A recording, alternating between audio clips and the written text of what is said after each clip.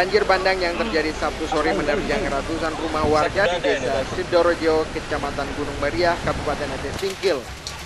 Air luapan dari Sungai Libutar ini membuat warga harus mengungsi dan pasrah kehilangan harta benda serta hewan ternak.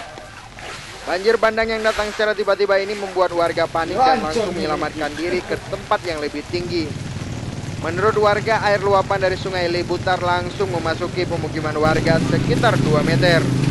Meski tidak memakan korban jiwa, namun akibat banjir bandang ini warga mengalami kerugian hingga jutaan juta rupiah.